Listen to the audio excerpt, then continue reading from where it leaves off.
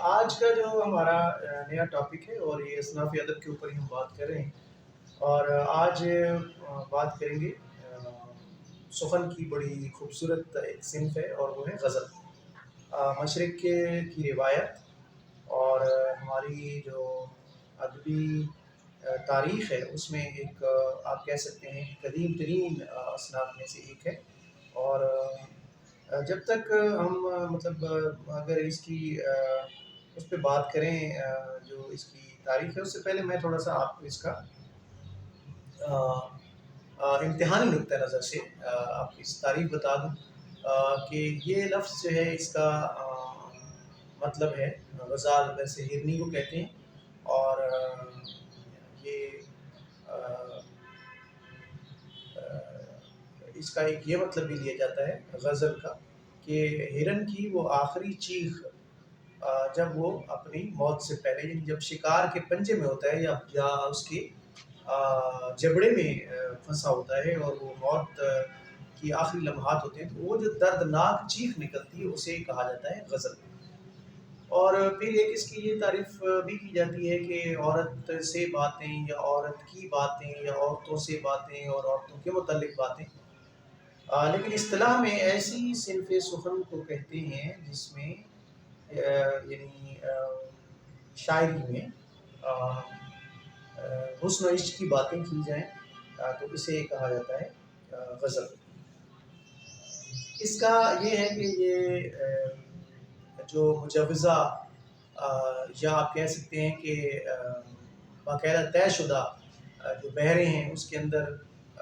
یہ کہی جاتی ہے اور بعض لوگ جیسے موسیقی کے سر ہوتے ہیں اسی طریقے سے اس کے بھی بحر جو ہے وہ بحریں اس کی باقاعدہ طے شدہ ہیں اور ان بحروں کے اندر ہی یہ غزل کہی جاتی ہے۔ اور پھر اس میں یہ ہے کہ اس کا ایک شروعات ہوتی ہے، پہلا شعر ہوتا ہے جس میں مطلع ہوتا ہے، اسے مطلع کہتے ہیں اور مطلع کا مطلب ہے طلوع ہونے کی جگہ اور اس کا اصطلاحی مطلب یہ ہے کہ غزل کا پہلا شعر جس کے دونوں مصرے ہم قافیہ اور ہم ردیف ہوتے ہیں۔ اچھا اس میں ایک قافیہ ہوتا ہے اور قافیے کے بعد ایک ردیف ہوتا ہے۔ اچھا اس کے اوپر تو خیر قواعد کے اس میں جب ہم کبھی وہ ہوگا تو اس میں بات کر لوں گا لیکن ایک قافیہ اور ردیف آپ نے یاد رکھنا ہے۔ اور اس کے بعد یہ ہے کہ جو اشعار کی تعداد ہے وہ آپ اس میں طاق ہوگی جفت نہیں ہوگی اور یعنی یا تو کم از کم اشعار کی تعداد 5 ہوگی 7 ہوگی 9 ہوگی۔ جو بیلنس غزلیں ہیں جن کو آپ کہہ دیتا ہے کہ معیاری جو اساتذہ نے کہی ہیں وہ عام طور پر 9 اور 11 اشعار پر مشتمل ہوتی ہے لیکن اس کی کوئی قید نہیں ہے، یہ 17 شعر بھی ہو سکتے ہیں 19 بھی ہو سکتے ہیں اور یہ طاق اعداد میں ابھی بھی اس کو لے کے جایا جا سکتا ہے۔ پھر اس میں جو آخری شعر ہوتا ہے جس میں شاعر اپنا تخلص استعمال کرتے ہیں اسے مقطع کہا جاتا ہے۔ مقطع کا مطلب ہے قطع کرنا یا منقطع کرنا، ختم کر دینا، بات کو مکمل کر دینا۔ تو آخری شعر کو مقطع کہتے ہیں جس میں شاعر اپنا تخلص استعمال کرے، لیکن اگر تخلص استعمال نہ کرے تو وہ غزل کا آخری شعر کہلاتا ہے۔ اس میں تشبیہ اور استعارے کا بہت زیادہ کام ہے کیونکہ بات جو ہے وہ اشاروں کے کنایوں میں کی جاتی ہے اور بات کو مبہم جتنا کیا جائے گا، جتنی اس کی لیئرز بنائی جائے گی، جتنی اس کی تہداری ہوگی اتنی وہ زیادہ پائیدار ہوگی۔ غزل جو ہے وہ اگر اس کی آپ تاریخی حیثیت پہ جائیں تو جو قصیدے کی تشبیہ تھی وہ تشبیہ فارسی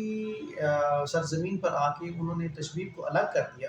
اور وہ پھر غزل کی صورت اختیار کر گئی۔ تو یعنی یہ فارسیوں کی ایجاد ہے، یہ اختراع ہے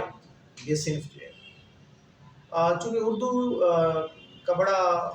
اس کی ڈیولپمنٹ میں، اس کے اٹھان میں، اس کی جو فروغ میں خاص طور پہ شاعری کہ اس میں یہ فارسی کا بڑا مدخل ہے، تو لہٰذا جتنے بھی علامتیں ہیں، جتنے اس کے اوزان ہیں، جتنی بھی اس کی اصطلاحیں ہیں، مثلا گل و بلبل ہے یا اس طرح کی جو آپ کہہ لیں کہ جو حسن کے معیار ہیں، سر و قد ہونا چاہیے اور یہ ساری کی ساری ایران سے آئی ہوئی ہیں۔ پھر موضوعات جو ہیں وہ کیا اس میں کون کون سے ہو سکتے ہیں موضوعات کی؟ پہلے تو یہ تھا کہ حسن و عشق کی کے معاملات اس کے اندر بیان کیے جائیں، لیکن بعد میں اس نے اپنے اندر وسعت پیدا کی اور اس میں میرے خیال میں زندگی کا کوئی بھی ایسا شعبہ نہیں ہے جو غزل میں نہ لایا جا سکتا ہو۔ ہاں یہ ضرور ہے کہ وہ کہنے والا کیسے کہے گا۔ مثلا آپ دیکھیں گے مولانا روم کے ہاں جو ہے تصوف جو ہے نا وہ ان کی غزل میں موجود ہے۔ اقبال کے یہاں تصوف آ گیا، اس کے علاوہ فلاسفی جو ہے وہ اس میں آ سکتی ہے، اس کے علاوہ جو گرد و پیش کے واقعات ہوتے ہیں، یعنی جنگیں وغیرہ جو ہوتی ہیں، یہ انسانی المیہ ہے، وہ آ سکتا ہے، اور انسان کی جو باقی نفسیاتی مسائل ہیں اس کو بھی بیان کرنے میں کوئی حرج نہیں ہے، وہ غزل کے اندر سموئے جا سکتے ہیں۔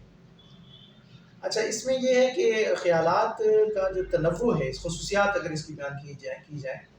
تو خیالات کے اندر تنوع ہوتا ہے، یعنی اس کے اندر بہت زیادہ بکھراؤ ہوتا ہے، بہت وسیع ہوتے ہیں،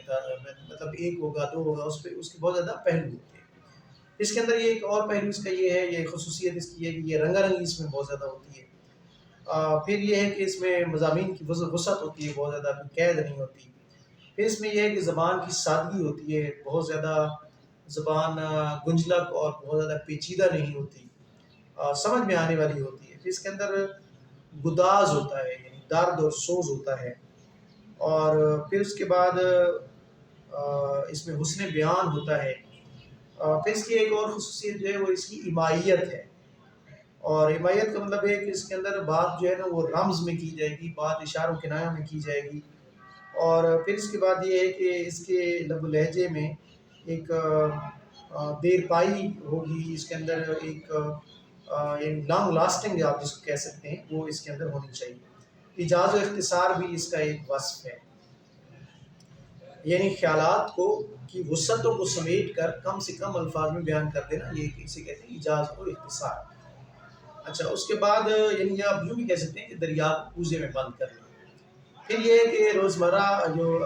ہے اس کا استعمال، اور پھر محاورے کا استعمال، اور جتنا کوئی بڑا استاد ہوگا اتنا زیادہ بہتر محاورہ باندھے گا اس میں، روزمرہ اس میں بات کرے گا۔ اس میں روانی اور ترنم ہوتا ہے، یہ بھی اس کی ایک خصوصیت ہے۔ پھر اس کے اندر جو ہے وہ شگفتگی ہوتی ہے، شگفتہ انداز ہوتا ہے، اور سنگلاخ زمینوں کو ایسے الفاظ میں بیان کرنا کہ وہ گل و گلزار ہمیں نظر آ جائے، کوئی مشکل ہمیں پیش نہ آئے، خاص طور پہ سمجھنے میں۔ اس کے اندر اس کی ایک اور جو خصوصیت بیان کی تھی وہ اس کی آفاقیت ہے، یعنی یہ ٹائم اینڈ اسپیس سے ماورا ہوتا ہے، وقت جو ہے نا اس کے اوپر کوئی دھول اپنی جما نہیں سکتا، یہ تاریخ کا حصہ نہیں بن سکتی، یہ کتابوں میں کہیں گم نہیں ہو سکتی۔ حافظ کی غزل ہو یا میر کی غزل ہو یا غالب کی غزل ہو، وہ آج بھی ایسے ہی تر و تازہ ہے جیسے ان کے اپنے زمانے میں تھی۔ دل کی ترجمان ہوتی ہے، یہ ایسے لگتا ہے کہ جیسے یہ بھی میرے ہی دل کی بات کر رہا ہے، وہ دکھ کی بات کر رہا ہوگا، وہ ہجر کی بات کر رہا ہوگا، وہ وصال کی بات کر رہا ہوگا، کسی محرومی کی بات کر رہا ہوگا، ہزاروں خواہشیں ایسی کہ ہر خواہش پہ دم نکلے۔ اب یہ والا جو آپ مثال دیکھیں غالب کا، ایک غزل کا ہے، تو اس میں ہر آدمی کی ایسی خواہشیں ہوتی ہیں، جس میں غالب کی خواہش نہیں تھی، بلکہ ہر آدمی کی، آپ کی اور میری بھی یہ خواہشیں ایسی ہوں گی جو پوری نہیں ہو سکتی، جو حسرتوں میں بدل جاتی ہیں، جو ابھی تکمیل کے مراحل میں ہوتی ہیں، جو پوری نہیں ہو سکتی۔ پھر اس میں ایک اور جو اس کی خصوصیت ہے وہ یہ ہے کہ یہ اس کے اندر جو وکیبلری ہے، جو ذخیرہ الفاظ ہے، اس کو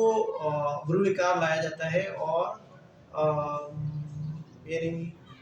ایک ایسی تراکیب استعمال، خاص طور پہ مرکبات جو ہیں وہ تراکیب